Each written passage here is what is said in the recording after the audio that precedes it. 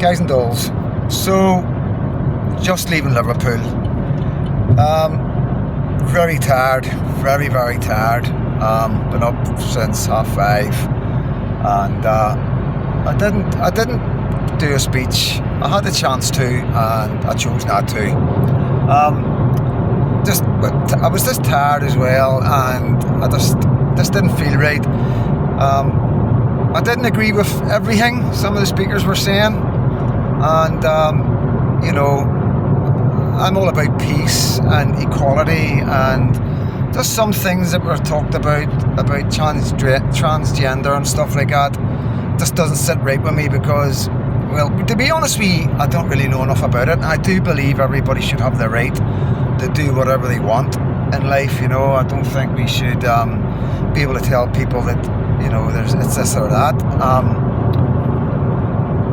To be honest with you, I think coming out of when I arrived at Glasgow, you seen the video I put up where I had a wee bit of trouble as soon as I came out with a gentleman from another country, just random. If I could get paranoid and think, was he waiting for me, or was it a jailbait sort of thing? But no, I don't think it's anything like that. I would more say it would be the devil at work, if anything. Because I could have went either way, but because I had Amber beside me, was picking me up, and I didn't want to let her down, didn't want to let my partner down, and I certainly didn't want to let you down by getting in the jail because of somebody like that. So yeah, I sort of put a wee dampener on it, but all good. I've had a really good day. Been together with the Unite the North team. We all went for a bit of food. We talked and planned about the way we're going to go forward.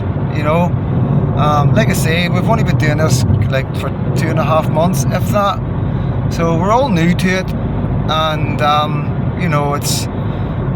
we're just getting used to it, and there's so many different fractions involved in the right wing of politics, and there's so many different views, and there's some extreme views and some not so extreme views, and it's just trying to find the right flavour, if you know what I mean.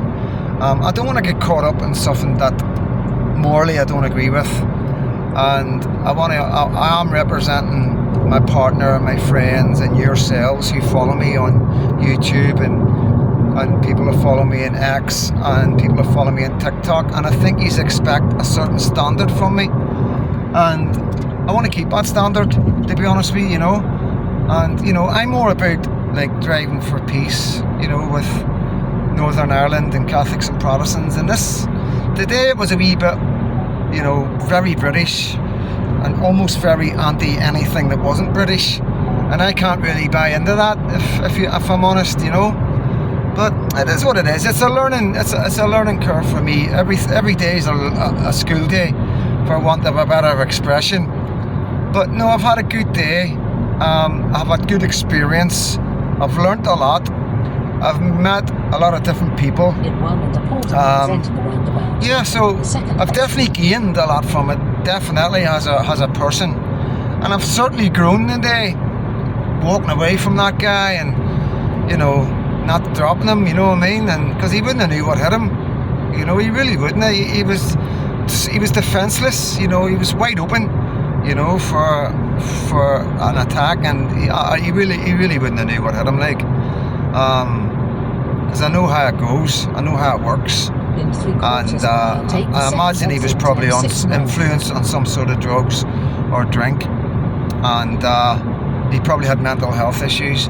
And I always say to people, always think about that when you come across certain individuals that challenge you, and with your patience and stuff. You always got to think, what have they been through?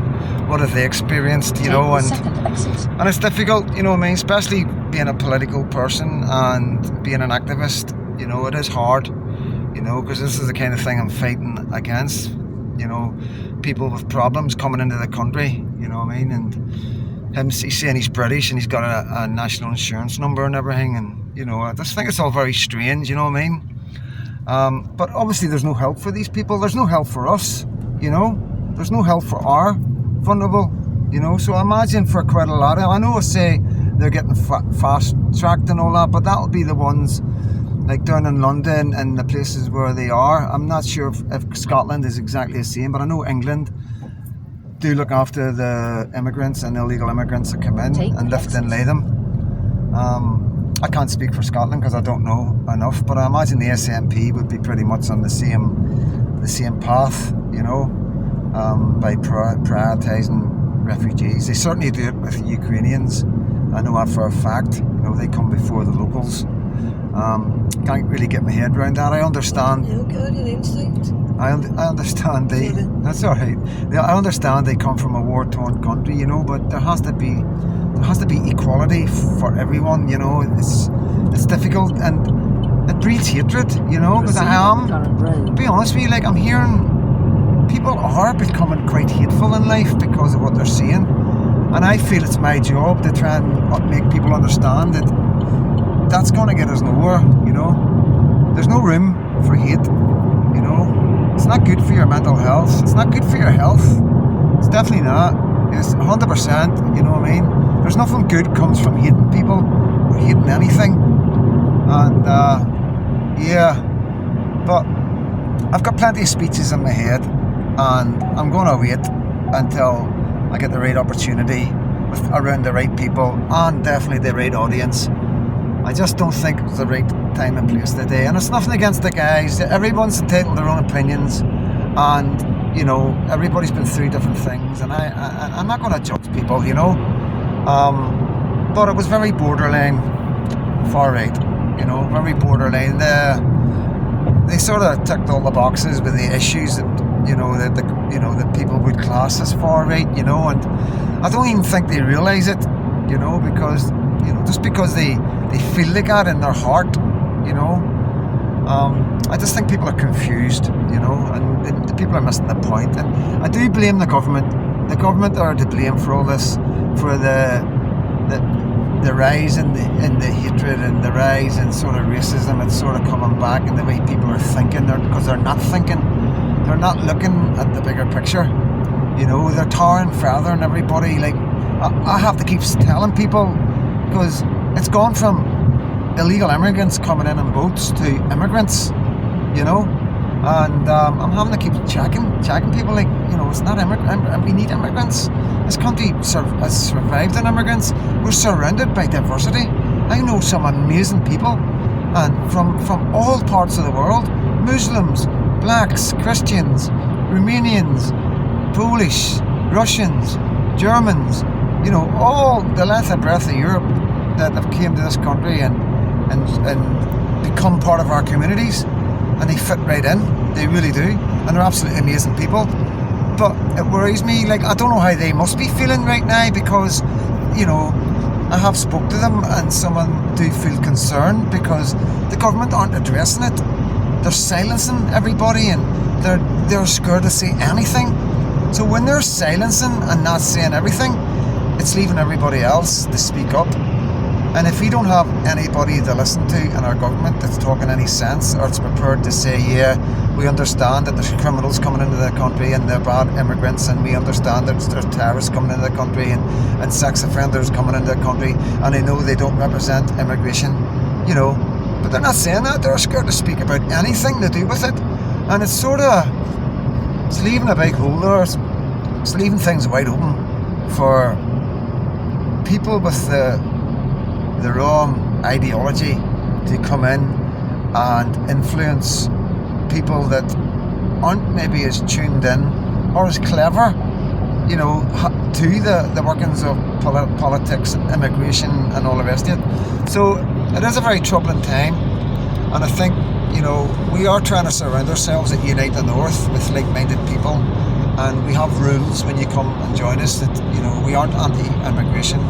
We aren't anti-colour. We don't see any difference. We don't believe in the word racism. We don't think there is such a thing as racism, or, you know, because we don't believe a person can possibly hate somebody because the colour of their skin. That's just crazy. You know, that's a word that's been created to divide us, just like Islamophobia. Absolutely ridiculous. You know what I mean? But these are the words that are coming from our government, and I just feel like there's a hidden agenda, a big hidden agenda, and I'm trying to get my head around it. and I'm trying to understand it. But I can only speak from how I feel, and I only represent myself, and I represent the fellow guys and girls that are in Unite the North. And I will only have people around me like that who love this country and who love everybody that's in this country, no matter what country we were born in. No matter if your parents were immigrants or whether you're an immigrant, it doesn't make a difference to us. You come into this country and you integrate and you enjoy you having the freedoms, and hopefully the freedoms of speech that we've had for so long that are now under attack. And I'd like these people to come and join us. I'd like to see Muslims come beside us and protest against the illegal immigrations, because they must know that immigration, that refuge is for people that really need it. It's not for people that can travel through the world and go through all different countries and into France and then make their way on boats across the water to here. That's not guys with, because there's no girls, there's no women, there's no children, these are guys, these are young men. And some of these men are coming from countries where they're forced to join the army. So that means they've got weapons training, and we all know, we know the government has admitted it now that there is terrorists coming in, and obviously they're not telling us the figures, or they're not saying, but they probably don't know, you know what I mean? Like I say, these guys have got no ID. Unless they've been fingerprinted by Interpol, then they'll find out who they are. But I doubt it very much. I doubt very much that the likes of Iran, Al-Qaeda and ISIS are going to send people over here. It's the same with the paramilitaries back home. Now, the way it works with paramilitaries back home back in the day, once you do a big sentence and are known to the police, that's it. You don't do anything else for the organisation because you're known. You get me? Once you do something and get caught and you do your time, that's it. You're never called for active service again. One of the reasons as well is because there's a fear that because you've already done a sentence, you might be tempted to inform or break under interrogation, and so there's a trust issue. So it works the same way for these Islamic terrorists. They won't use people that are known. They want fresh names, they want fresh young ones that are coming up with extreme ideology. They know, they groom them and they school them, and then they send them to do what they need to do. And we know how their ideology works. We know these guys will give their lives up, as in suicide bombs and stuff like that. We know how extreme they will go. We know they don't care about prison. We know they don't care about dying. So these are the type of people, and in most cases they're people with mental health problems, and extremism in Islam will use that as for their advantage, So there's so much going on right now, and that's why I'm here. I'm here because I'm having, as you know, I'm 4 weeks, coming up to 4 weeks now. Hopefully, God willing, wee Lucky's going to be here, and I want her to look back at me, and I want her to be an activist. I want her to be political. I want her to be Prime Minister one day. I want her to be a ruler. I want to look back, because my mum showed me the way to go before she died, with the loyalism, the fruit bands, the orange, she got me in the Orange Order when I was a wee boy. So 8 years of my life I had my mum, and she left me some things that guided me through life.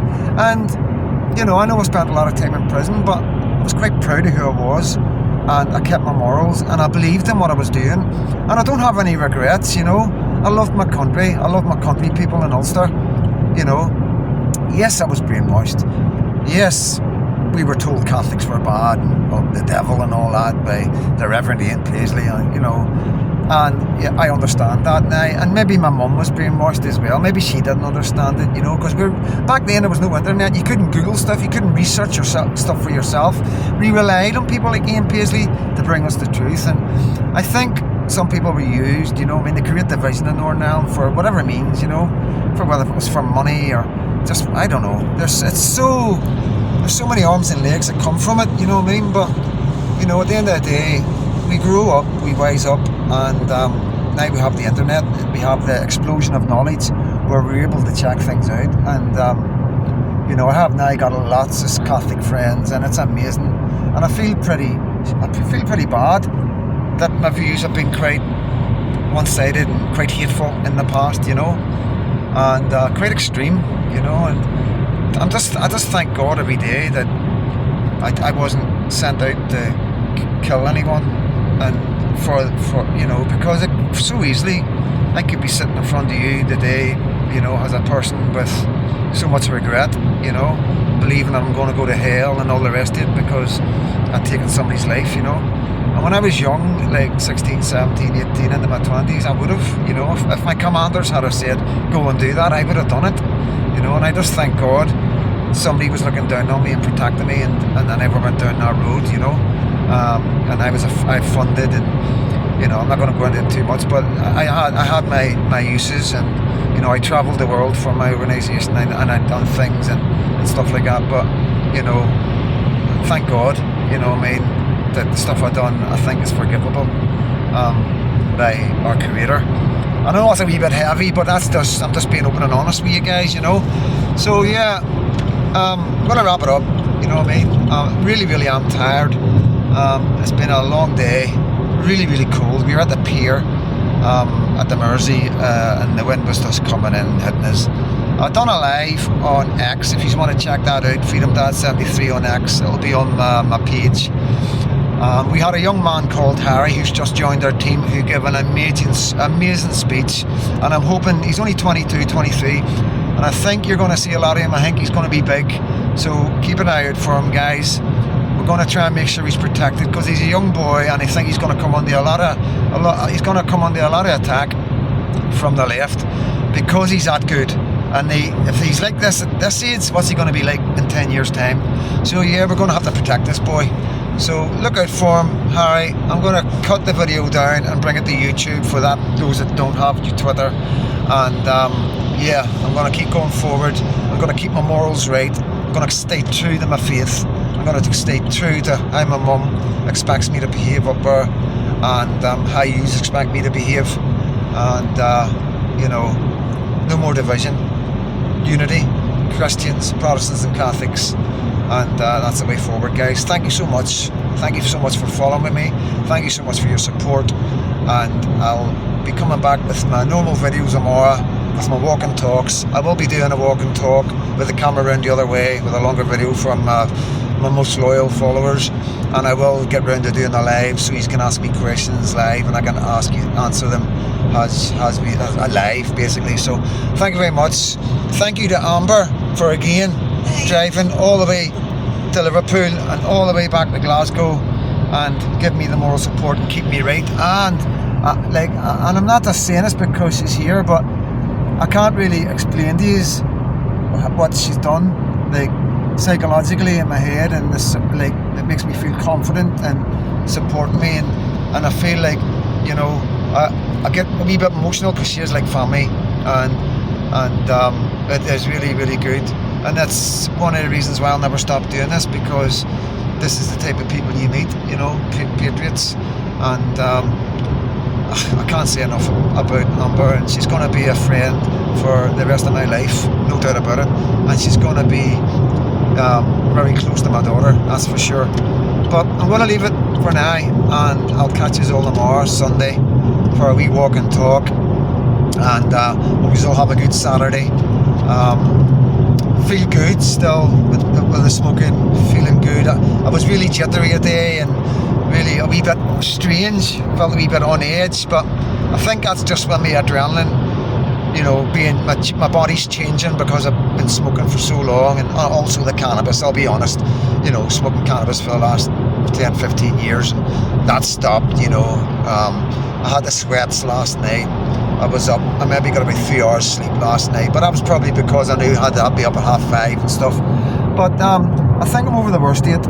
I was tempted last night, but I managed to say no, and I managed to drop off, but I'm definitely not going to go back that way, because I am feeling good, and maybe it'll take a week to get it all out of my system probably. I know some of you have given me advice and stuff like that, and I am taking that advice on board, and thank you all so much. You don't know how much it means to me. Still can't get my head around the fact that you are following me and you like watching my videos. I don't think I'll ever understand that, but yeah, it is what it is. So thank you all so much, and take care. Stay safe tonight, Saturday night. Please be careful if you're out and about.